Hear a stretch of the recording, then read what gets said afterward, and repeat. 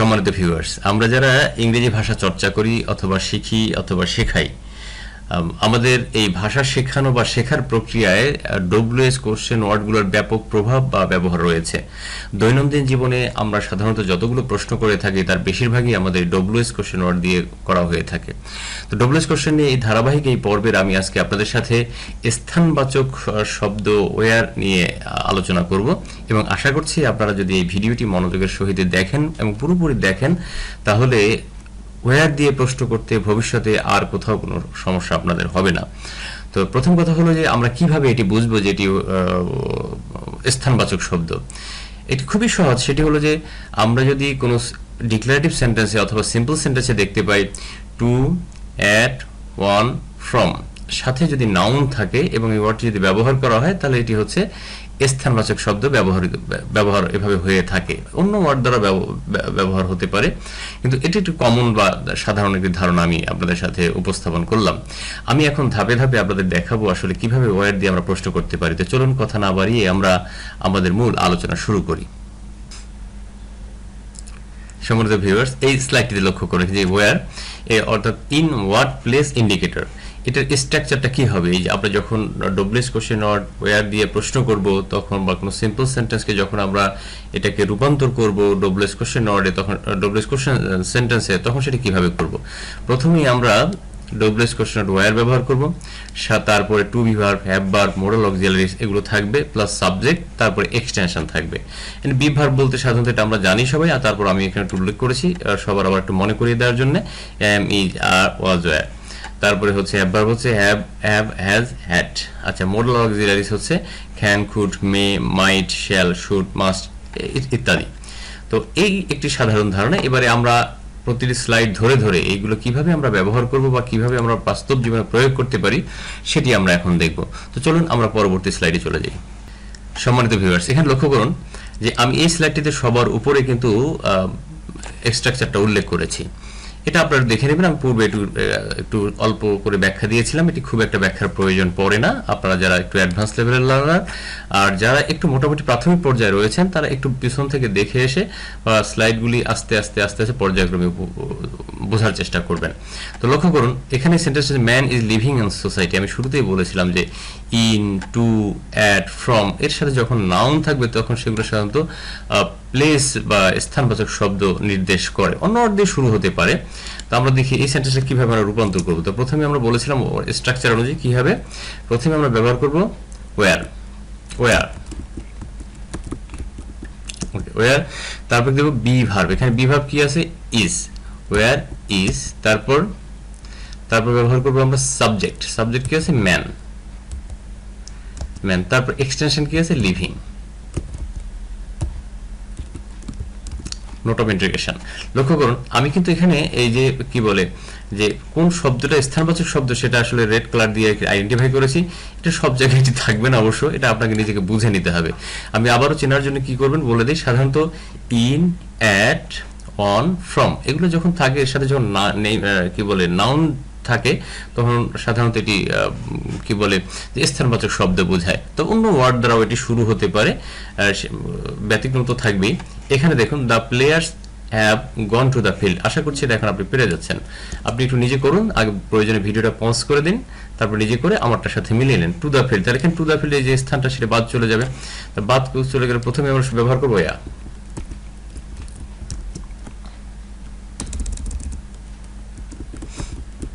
Wire.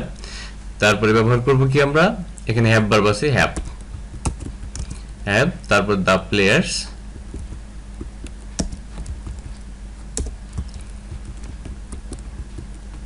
where have the players gone?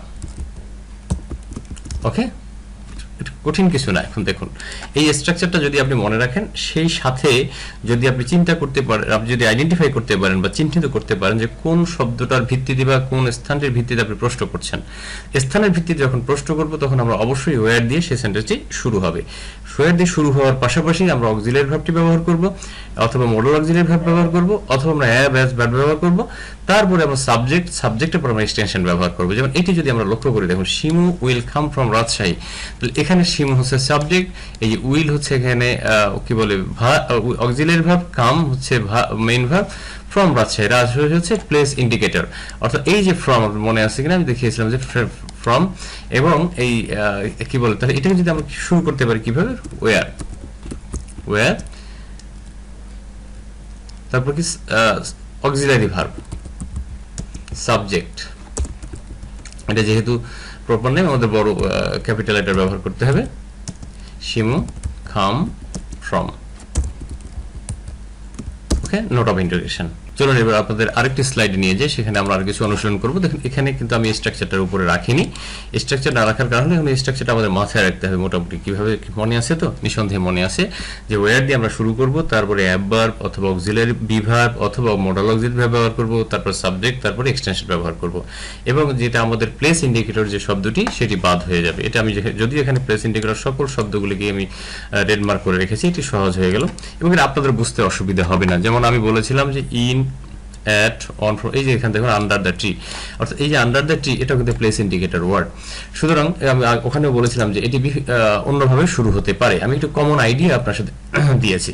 আচ্ছা, এবার দেখুন প্রথম sentence, the farmers are working in the field. আপনি যেটি করতে পারেন সেটি হলো যে আমার এটি দেখার আগে আপনি ভিডিওটা পজ করে দিন, পজ করে দেওয়ার পর এই সেন্টেন্সগুলো নিজে নিজে একটু প্র্যাকটিস করুন বা নিজে নিজে লিখে নিন, তারপরে আপনি আমার সাথে মিলিয়ে নিন। দেখুন তাহলে শুরু হবে কি দিয়ে, in the field, where, where দিয়ে শুরু হবে, ওয়্যার, তারপরে হচ্ছে আমরা কি ব্যবহার করব, auxiliary verb, where are subject the farmers,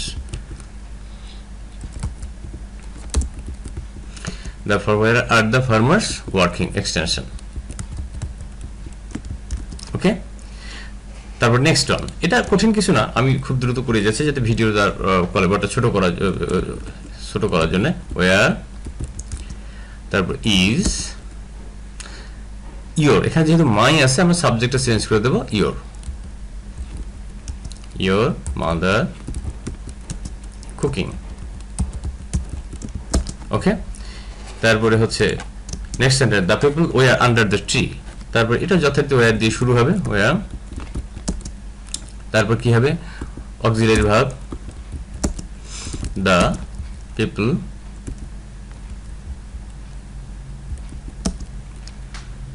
where the people. ওকে, এটা নোট অফ ইন্টিগ্রেশন। এখন এই বিষয়টি হলো যে একটু প্র্যাকটিস করতে হবে, প্র্যাকটিসের কোনো বিকল্প নাই, শুধুমাত্র একটি ভিডিও দেখা এবং একটি টপিকস থেকে পড়া, একজন শিক্ষকের সহায়তা এটি শেষ কথা নয়। মূল কথা হলো যে আপনি যদি শিখতে চান তাহলে আপনাকে পর্যাপ্ত পরিমাণে অনুশীলন করতে হবে এবং সেটি বাস্তব জীবনে প্রয়োগের মধ্য দিয়ে সেটা নিজের মধ্যে স্থায়ী রূপ দিতে হবে। এটি একটি সাধারণ ধারণা এবং এই ধারণাকে আপনি পর্যায়ক্রমে অর্থাৎ এরকম কিছু সেন্টেন্স নিজে তৈরি করবেন এবং নিজে অনুশীলন করবেন এবং অনুশীলনের মাধ্যমে আপনার এই শিক্ষণ ফল বা আপনার ধারণাটা স্থায়ী হবে। তো চলুন আমরা আরো একটি স্লাইডে আমি আপনাকে নিয়ে যাচ্ছি, সেখানে আরেকটি নতুন ধারণা বা নতুন আইডিয়া আপনাদের সাথে শেয়ার করব। সম্মানিত ভিউয়ার্স, এইখানে লক্ষ্য করুন যে 5টি মোট সেন্টেন্স রয়েছে। আমি এখানে শুধুমাত্র দেখাবো যেটি একটি ছোট্ট পার্থক্য অথবা বিভাজন অথবা রিলেশন বা সম্পর্ক যেটাই বলেন না কেন, সেটি হলো যে প্রেজেন্ট ইন্ডিয়া ভার্বের ফর্ম যদি প্রেজেন্ট ইনডেফিনিট বা প্রেজেন্ট সিম্পল হয় অথবা পাস্ট সিম্পল হয়, তাহলে আমরা অক্সিলারি ভার্বটা কিভাবে প্লেস, রিপ্লেস এবং কিভাবে চেঞ্জ করে সেটাকে আমরা ব্যবহার করতে পারি এবং সেই সাথে এটা নিঃসন্দেহে আমরা ওয়্যার দিয়ে প্রশ্ন করব, where WH question word where দিয়ে আমরা প্রশ্ন করব, অর্থাৎ প্লেস ইন্ডিকেটর যে শব্দটি আছে সেটি বাদ দেব এবং কিভাবে সেটি করব সেটাও। এর স্ট্রাকচারটি লক্ষ্য করুন, প্রথমে আমরা ওয়্যার ব্যবহার করব, তারপর আমাদের সাবজেক্ট বা সেন্টেন্সের কন্ডিশন অনুযায়ী আমরা ডু, ডাজ, ডিড যেটি প্রয়োজন সেটি ব্যবহার করব, তারপর subject present form of verb অর্থাৎ ভার্বের প্রেজেন্ট ফর্ম হয়ে যাবে, তারপর যাবে এক্সটেনশন। তো প্রথম সেন্টেন্স আমরা লক্ষ্য করি, স্নেহা গোজ টু স্কুল, এখানে স্নেহা যেহেতু থার্ড পারসন সিঙ্গুলার নাম্বার ফলে গোজ হয়েছে। তো এখন এই জায়গাটাতে আমরা যখন ওয়্যার দিয়ে প্রশ্ন করব তখন কি করব, ওয়্যার দিয়ে তো যথারীতি প্রশ্ন শুরুই হবে, ডব্লিউএইচ এর ওয়্যার দিয়ে শুরু হবে। এখন যেহেতু গোজ এটি একটা অক্সিলারি ভার্ব নিতে হবে আমাদেরকে, গোজ যেহেতু তাহলে আমরা অক্সিলারি ভার্ব নিব ডু, তো ডু এর অক্সিলারি ভার্ব যদি আমরা নিই তাহলে থার্ড পারসন সিঙ্গুলার নাম্বার, তাই এটি হয়ে যাবে ডাজ, ডাজ স্নেহা, স্নেহা যথারীতি verb go, note of integration. Okay, where does Sneha go. আশা করছি বুঝতে অসুবিধা হচ্ছে না, আশা করছি এটা পেরে গেছেন। কিন্তু এই সেন্টেন্সের সাথে একটু এই সেন্টেন্সের পার্থক্য লক্ষ্য করবেন 3 নম্বর এবং 1 নম্বরের সাথে। এখানে স্নেহা ছিল সিঙ্গুলার ফর্ম, ফলে আমরা গোজ ব্যবহার করেছি। দ্য বয় যেটা যেহেতু প্লুরাল ফর্ম, ওই জন্য ভার্বের সাথে আমরা এস অথবা ইয়ে যুক্ত করিনি, প্রেজেন্ট সিম্পল টেন্স হলো। তাহলে এটাকে আমরা কিভাবে করব, এটা যথারীতি ওয়্যার, ওয়্যার, তারপর কি দেব আমরা অক্সিলারি ভার্ব দেব অথবা ভার্ব নিব। তাই ভার্ব নেওয়ার ক্ষেত্রে যেহেতু প্লে আমরা এখানে ব্যবহার করব ডু, তারপর সাবজেক্ট দ্য বয়েজ প্লে।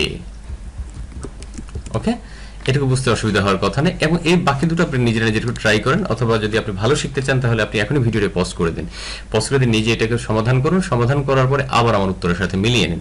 এটি খুবই সোজা। দে রিচড খুলনা, তার মানে হচ্ছে ভার্বটা পাস্ট ফর্মে আছে, পাস্ট সিম্পলে আছে এই সেন্টেন্সটা। তাহলে আমরা কি করব, যথারীতি ওয়্যার ডিড দে রিচ। ওকে, কারণ এই যে রিচ যেহেতু এটা প্রেজেন্ট ফর্ম হয়ে যাবে, আর যেহেতু অক্সিলারি ভার্ব নিয়েছে এটা যেহেতু প্রেজেন্ট, এটা যেহেতু পাস্ট ফর্মে ছিল যেটা ভার্ব ডু ভার্বটাকে আমরা পাস্ট ফর্ম করে দিয়েছি। তারপরে দেখুন the teacher moves to the classroom. এই যে the teacher moves, the teacher third person singular number হওয়াতে এখানে মুভস হয়ে গেছে, মুভটাকে এটা ঠিক স্নেহা গোস টু এর মতো। তো এখানে দেখুন কিভাবে আমরা করব, where does the teacher move. ওকে,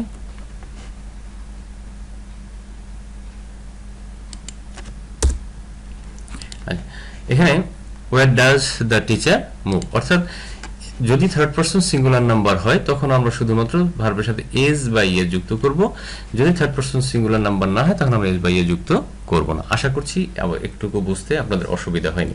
তো চলুন আমি আমার পরবর্তী এবং শেষ স্লাইডে নিয়ে যাচ্ছি আপনাদেরকে। শিক্ষার্থী বন্ধুরা লক্ষ্য করুন, এখানে এটা আপনাদের কাছে নতুন মতো নাও মনে হতে পারে, কারণ এটা শুধুমাত্র আমরা একটি নেগেটিভ সেন্টেন্স হিসেবে এখানে নিয়ে আসি। নেগেটিভ সেন্টেন্সটাকে আমরা কিভাবে ওয়ের দ্বারা প্রশ্ন করব, যেমন he or she doesn't go to Khulna. এই যে ডাজন্ট গো টু খুলনা, অর্থাৎ Rahim did not sit on the chair, they do not work in factory. তো এখন এটাকে আমরা কিভাবে ডব্লিউএস কোশ্চেন তৈরি করব সেটা আমি দ্রুত দেখিয়ে দিচ্ছি আপনাদেরকে।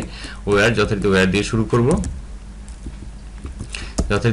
শুরু করব, তারপর আমরা কি বলে অক্সিলারি ভার্ব ব্যবহার করব। Where does he or she not go.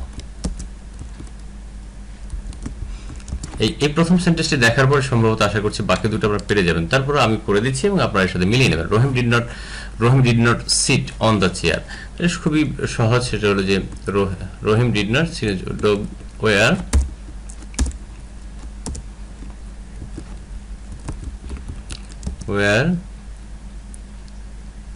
did Rohim not sit? Okay, তারপর এটা দেখুন they do not work in factory. তো এটা খুবই সোজা, এটাও ওই একই অবস্থায় আপনারা করে ফেলবেন। সেটি হলো যে wire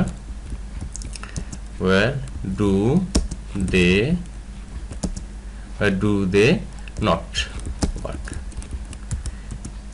note of introduction. Okay, এটা শুধুমাত্র আপনাদের দেখালাম এই কারণে যে নেগেটিভ সেন্টেন্স হলে কিভাবে আমরা সেটা নোটটা ব্যবহার করবো, অনেকের মধ্যে কনফিউশন তৈরি করতে পারবে।